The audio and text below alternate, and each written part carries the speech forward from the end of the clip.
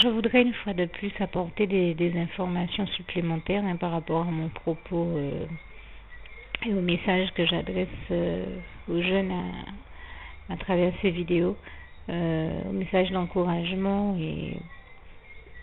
et donc je voudrais leur dire de ne pas se laisser aussi, tout comme je leur ai dit, de ne pas se laisser impressionner par tout ce qui doit se dérouler aux États-Unis et qui donne la sensation que la vie est tellement belle, comme je le disais, on ne parle malheureusement jamais de la face la partie invisible de l'iceberg et de bien des drames humains qui se déroulent aux États-Unis et notamment la manière très grave dont on traite certains êtres humains juste pour favoriser la croissance et l'économie, le développement de l'économie et une espèce de disons qu'on a une tendance à préférer le profit financier à l'être humain et c'est quelque chose de très très grave parce que comme circule un panneau sur Facebook et je dis toute la gloire revient à Dieu qui a inspiré la création de ce panneau, c'est un panneau qui nous invite à bien mettre les choses à leur place et à se rendre compte que Dieu a créé l'être humain pour qu'il soit aimé et non utilisé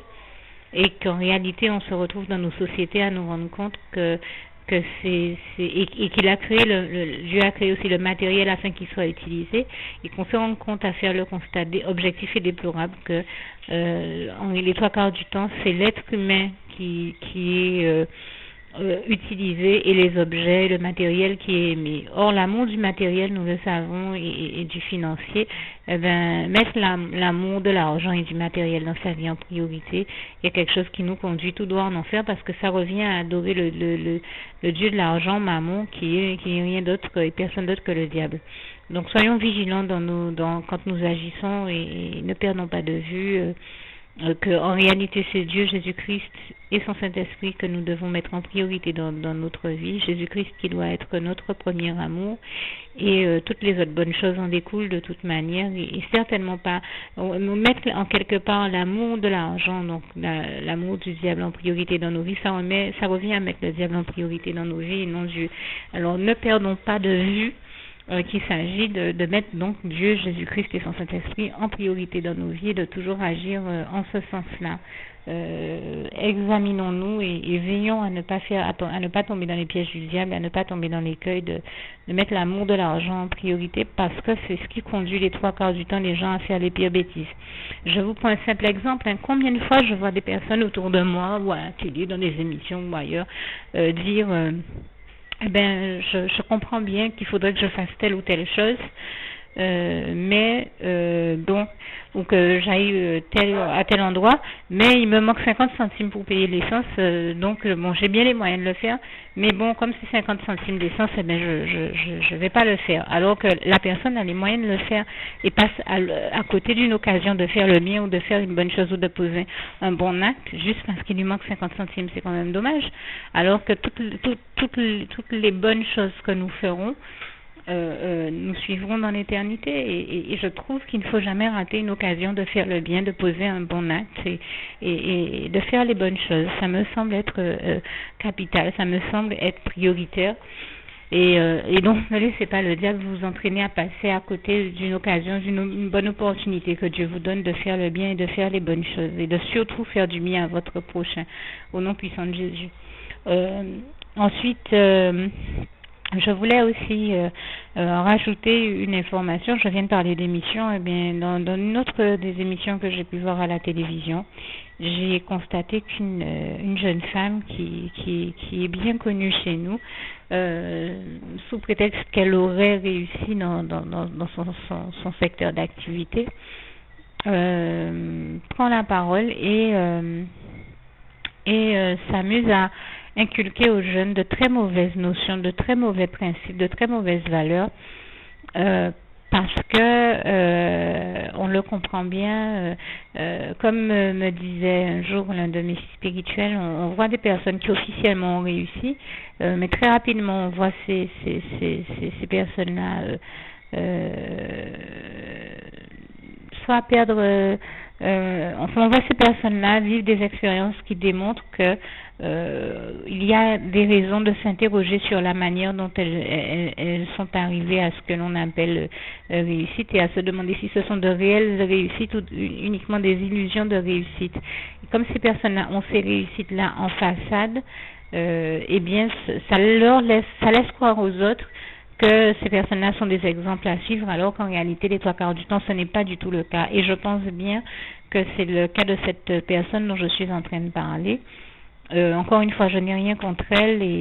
mais tout simplement, je l'ai entendu tenir un discours qui peut s'avérer être très dangereux et néfaste pour les jeunes de notre île et d'ailleurs. On comprend que malheureusement, cette personne s'est laissée entraîné par le mauvais système de pensée, de fonctionnement du monde et du diable, et donc elle s'est laissée corrompre par le diable et ses démons, et par l'amour de l'argent et de la réussite, et aveuglée par le diable, et y compris par, comme je le disais, le système de pensée du monde et du diable qui veut que l'on mette donc l'amour de l'argent et de la prospérité en priorité, ce qui n'est certainement pas ce que le Seigneur nous invite à faire, et bien à commencer par aimer notre prochain, comme Jésus nous invite à le faire en Jean 13, versets 34 à 35, aimez-vous les uns les autres. Eh bien, soyons clairs, j'ai entendu cette jeune femme se lever. Je n'ai rien contre la femme, là aussi je le précise, je suis une femme et je suis très heureuse quand je vois dans ce monde difficile comment quand les femmes réussissent, j'en suis très heureuse pour elles. Mais nous savons que Dieu nous apprend et nous dit qu'il souhaite nous voir réussir. Il nous apprend à réussir, mais d'une manière équitable, juste, et en restant dans une démarche et un comportement et une dynamique qui se veut honnête, intègre et dénué de toute forme de corruption, de souillure. Et malheureusement, on sent bien qu'il y a un problème dans le discours de cette jeune femme, parce que quand un jeune lui a demandé comment elle avait réussi, elle a répondu que c'était grâce au réseau auquel elle est allée adhérer et appartenir. Or, je le disais un jour à une sœur en Christ, Dieu ne nous a pas créés avec tout un réseau à notre suite, où il ne nous a pas demandé d'adhérer et de faire la queue pour aller nous inscrire et appartenir à un réseau. Si c'était nécessaire pour réussir dans la vie que nous adhérions forcément à un réseau, et donc un système de pensée unique, eh bien, il aurait fait en sorte que l'on ne puisse pas réussir en dehors de cela. Or, je connais bien des personnes qui ont réussi sans pour autant en avoir fait partie. Donc, Dieu ne nous a pas créés avec l'obligation d'adhérer à un réseau et donc un système de pensée unique, comme je le disais. Il nous a tous créés justement avec chacun des personnalités, des caractéristiques différentes et propres à chaque être humain. C'est précisément pour éviter l'uniformité et la pensée fermée, stricte et unique, mais bien pour qu'on voit là encore la diversité, que la richesse est dans la diversité et dans nos différences, pour que nous apprenions à faire de nos différences une richesse. Donc il est hors de question que des gens arrivent chez nous aux Antilles en essayant de nous imposer leur système de pensée, de fonctionnement, leur lobbying et leur réseau, en essayant de nous contraindre à obéir à leur doctrine démoniaque, et donc bien sûr par là même aux démons, à ces démons et à son système de pensée et de fonctionnement. Je vous invite à vraiment sortir de tout cela, tout comme Dieu nous invite à sortir du monde, comme il nous le dit en Jérémie. Et donc, comme je le disais, sortir du monde, quand je dis qu'il s'agit de sortir du monde et que je dénonce les systèmes de pensée du monde et de fonctionnement du monde, je parle du système dans lequel le diable cherche à nous amener, où on serait tellement aveuglé que nous n'aurions plus à mobiliser notre capacité et l'intellect dont Dieu nous a dotés, à pouvoir faire les bonnes analyses et donc à faire les bons choix et poser les bons actes derrière. Et il voudrait qu'on soit comme téléguidé, totalement aveuglé, inconscient et que nous nous laissions aller à un système de pensée unique en adhérant au système de pensée que ceux qui se sont déjà laissés corrompre par lui mettent en avant, eux et tout leur réseau. Enfin, il est hors de question de rester dans ce fonctionnement-là, et je vous invite à en sortir au nom puissant du Seigneur Jésus-Christ et à bien comprendre que quand on est Dieu permet même aux personnes les plus démunies de réussir, de connaître aussi le bonheur de la réussite d'une manière juste et intègre, du moment qu'on reste dans les voies de l'Éternel, qui sont les voies de la droiture, dans l'intégrité. Eh bien, Dieu permet que nous réussissions. Je pense au passage du psaume 16, versets 9 à 11, qui dit « Tu ne permettras pas que ton bien-aimé ou que tes élus voient la corruption. Tu nous feras connaître les sentiers de la vie, ô Éternel mon Dieu, car il y a d'abondantes joies devant ta face et des délices éternelles à ta droite, et je rends grâce et gloire à Dieu pour cette réalité-là. » Le psaume 16, versets 9 à 11, que je vous invite à lire comme il est textuellement écrit dans vos Bibles. Et je pense aussi au psaume 29, verset 11, qui dit « Car l'Éternel est celui qui bénit son peuple, qui lui donne la force, qui le bénit et qui le rend heureux. » Ou encore à Jérémie 29, verset 11, qui dit que l'Éternel a des projets de paix et de bonheur pour nous, afin de nous donner un avenir et de l'espérance. Donc, bien sûr, je vous cite ces passages-là substantiellement, mais vraiment allez voir comme ils sont textuellement écrits dans vos Bibles, afin que vous en compreniez et méditiez le sens profond. Ce que je veux tout simplement dire, c'est que Dieu a prévu d'avance pour nous des projets de paix et de bonheur, donc afin de nous donner un avenir et de l'espérance. Donc les jeunes n'ont surtout pas à sombrer dans la désespérance, comme je le disais, mais garder confiance en Dieu, en Jésus-Christ, en son Saint-Esprit, et comprendre que oui, il est possible de réussir sa vie de manière intègre sans nécessairement avoir à les plonger, baigner ou fricoter avec les corrompus et toute la corruption de ce monde, le système corrompu de ce monde. Oui, il est possible de réussir, puisque le Seigneur nous le rappelle encore dans le psaume 60 ou encore 108, versets 13 à 14. Avec Dieu, nous ferons des exploits. Donc, il est réellement possible de réussir et de faire des exploits avec Dieu. Beaucoup d'autres jeunes en donnent le témoignage et disent que dès qu'ils ont mis leur foi en action, leur foi en Jésus-Christ en action, ils en ont vu les résultats et ils ont vu Dieu les conduire à la réussite et à la victoire. Et là encore, je rends grâce et gloire à Jésus-Christ, qui est celui qui nous conduit à toutes les victoires de nos vies,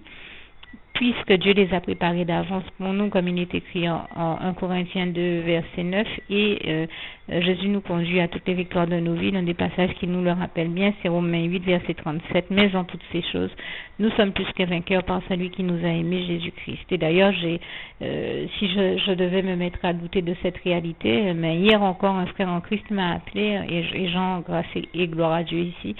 Il m'a appelé, à peine je l'avais au téléphone, il me disait « Gloire à Dieu, gloire à Dieu, gloire à Dieu, Dieu a débloqué les choses pour que mon entreprise soit enfin rentre dans une phase plus active et donc il est arrivé à l'aboutissement de son projet. Je dis gloire à Dieu pour ça. Donc c'est vous dire qu'on a suffisamment de témoignages qui démontrent que dès qu'on croit en Dieu, qu'on met en lui sa confiance, qu'on continue à espérer en lui, il nous conduit à la réussite, et c'est possible. Oui, c'est encore possible, peut-être contrairement à tout ce que on essaie de vous faire croire dans ce monde cruel duquel nous ne pouvons être qu'à l'abri que dans les bras d'amour de Jésus-Christ, à l'abri que dans les bras d'amour de Jésus-Christ. Je me reprends ici. Très clairement, oui, c'est possible de réussir sa vie, oui, c'est possible de réussir dans tout ce que l'on entreprend, et encore plus quand on est jeune porteur de projet et qu'on veut créer, ouvrir sa structure ou son entreprise ou toute autre structure, association, fondation ou autre. Oui, c'est bel et bien possible de réussir sa vie du moment qu'on se laisser inspirer et qu'on continue à se laisser inspirer et guider par le Saint-Esprit, et qu'on continue à obéir à Dieu, à faire sa volonté, puisque comme nous le savons que Matthieu 6 verset 33 nous le révèle bien, je le dis en substance là encore, c'est l'obéissance à Dieu qui est un très grand secret de réussite de sa vie, puisque dès que nous obéissons à Dieu, eh bien, il nous bénit par derrière, et comme nous savons qu'il est écrit en Proverbe 10, verset 22, c'est la bénédiction de l'Éternel qui enrichit et ne la fait suivre d'aucun chagrin. Et ne perdez pas de vue non plus que donc Dieu nous révèle sa volonté, son désir profond de nous voir heureux, épanouis, en bonne santé, en 3 Jean 1, verset 2. C'est dire qu'il veut que nous réussissions nos vies et que oui, je le dis encore, c'est possible de réussir sa vie, de réussir sa vie professionnelle et la création de son entreprise et de la mener à bien, de la faire survivre de manière pérenne. Puisque le passage de Marc 9, verset 23 nous le rappelle bien, tout est possible à celui qui croit en Dieu, en Jésus-Christ, en son Saint-Esprit, et qui croit suffisamment en lui pour ne pas avoir besoin d'aller adhérer à un réseau qui ne, qu'on le veuille ou pas, aussi étoffé soit-il, même s'il contenait des milliers et des milliers, voire des milliards de personnes, ne pourrait jamais rivaliser avec la toute-puissance de l'Éternel notre Dieu, le seul Dieu vivant, tout-puissant et 3 fois saint qui est au contrôle de toutes choses, puisqu'il est le seul maître de tout l'univers. Et donc le seul qui puisse nous conduire à la véritable réussite et non à une illusion de réussite dans laquelle le diable, lui, par contre, conduit souvent les gens, et beaucoup étant persuadés qu'ils ont réussi alors qu'en réalité ils ne sont que dans une illusion de réussite, trouvent le moyen encore d'essayer d'inculquer leurs principes fallacieux et corrompus à la jeunesse de ce pays-là. J'ai entendu cette personne parler ainsi, je me suis dit, il faut absolument, moi aussi je suis guadeloupéenne, que je m'élève pour dire aux jeunes de mon pays qu'il est possible de réussir sans pour autant avoir à passer par la corruption et le système corrompu de ce monde. Ça me paraît important à dire parce que malheureusement ces personnes-là s'élèvent pour véhiculer et transmettre des valeurs qui ne sont pas les bonnes aux jeunes et leur faire croire que s'ils ne se corrompent pas, eh bien ils ne réussiront pas. Ce n'est pas vrai.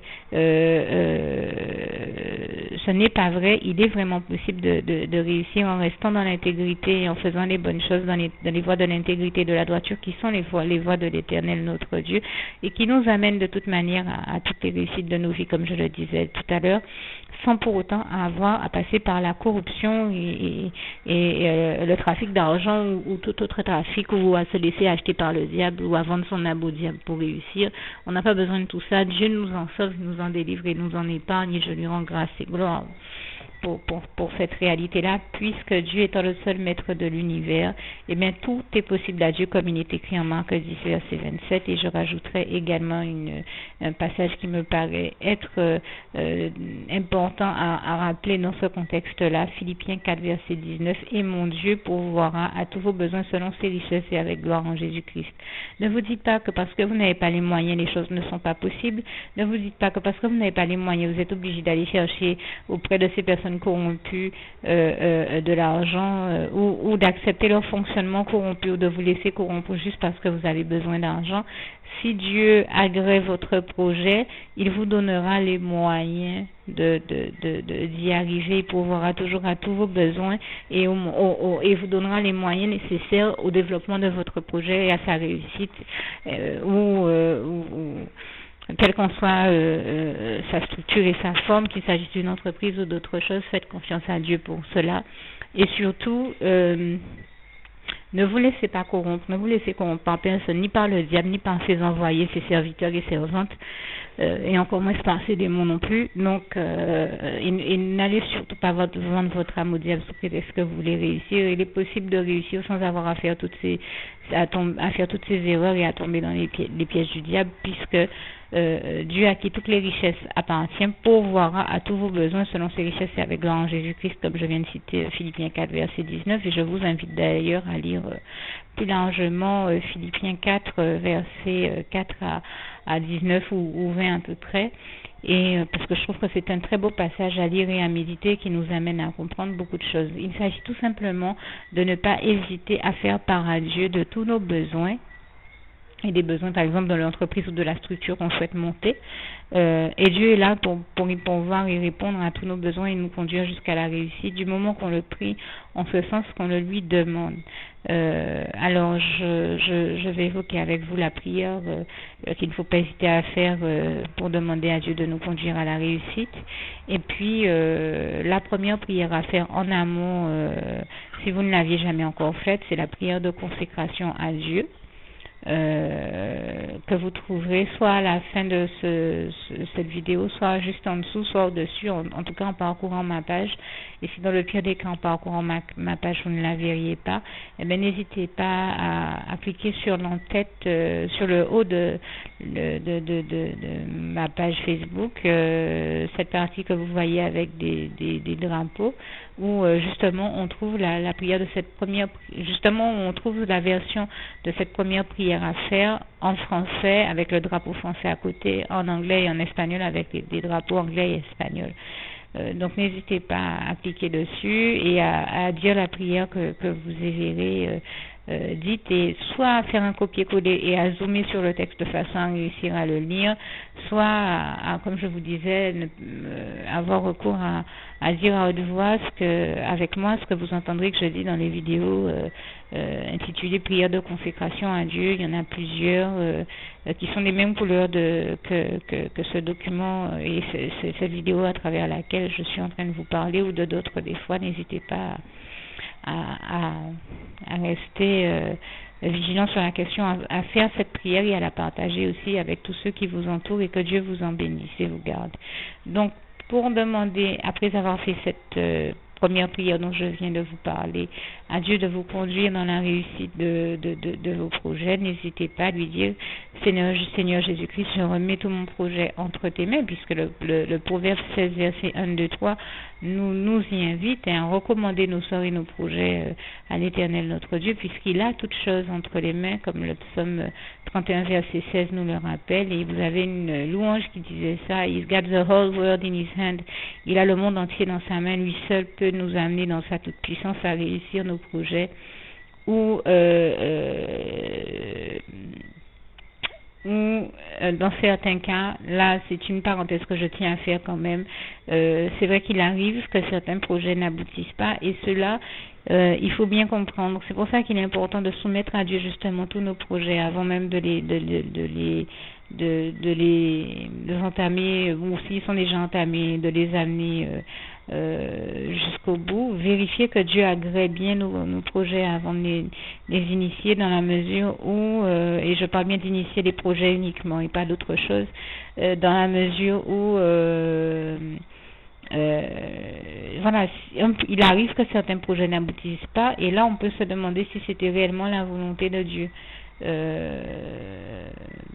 Donc moi, tout ce que je peux vous dire, c'est que vraiment la chose la plus sage que vous ayez à faire, c'est commencer par consulter Dieu, savoir quelle est sa volonté, prendre son conseil avant d'agir, quel que soit ce que vous fassiez dans la vie, et à plus forte raison quand il s'agit de questions aussi importantes que la question de la création d'une entreprise et de mener à bien son développement.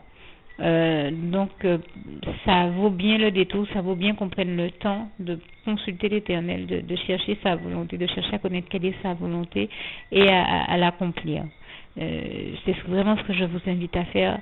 chaque fois que nécessaire dans vos vies, au nom puissant du Seigneur Jésus-Christ. Et donc, une fois qu'on a la certitude, la garantie, la certitude que nous avons l'agrément de Dieu, que Dieu agrée notre projet et qu'il dit oui et qu'il le bénit, là on peut se permettre de faire donc la prière que je vous invite à dire également avec moi. Seigneur Jésus, je remets mon projet dans son intégralité, avec tout ce qu'il comporte, entre tes mains. Toutes mes préoccupations, mes interrogations par rapport à lui, comme tout ce qui se passe dans les autres domaines de ma vie,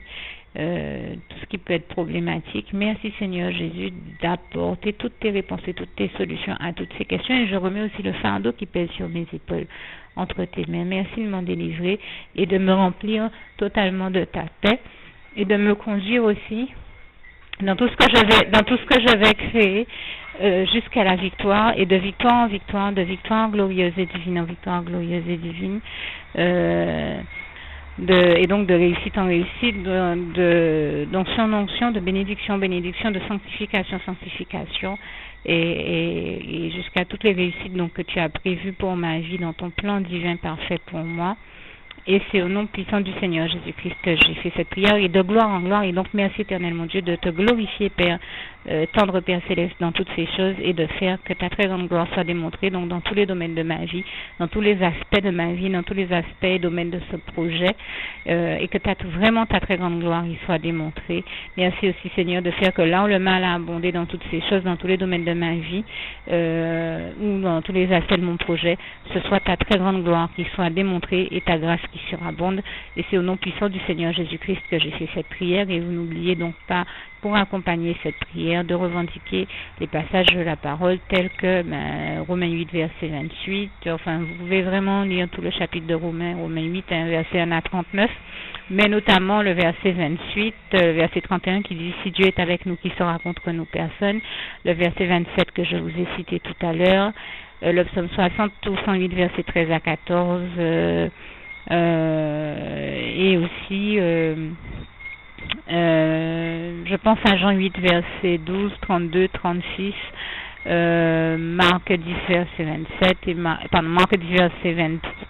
verset 23 et Marc 10 verset 27, et tout autre, Philippiens 4 verset 7, Philippiens 4 verset 13, je puis tout par celui qui me fortifie, Jésus-Christ, Philippiens 4 verset 19 que je vous ai cité tout à l'heure, et tout autre passage que vous verrez dans la Bible qui vous invite, qui selon vous correspondent soit en adéquation, qui rentrent en corrélation avec le sens de votre prière, afin que Dieu vous bénisse et mette justement en œuvre la manifestation, appelle à l'existence la manifestation et la réalisation de ses promesses qu'il a faites pour nous tous dans la Sainte Bible, sa parole, afin de nous bénir donc dans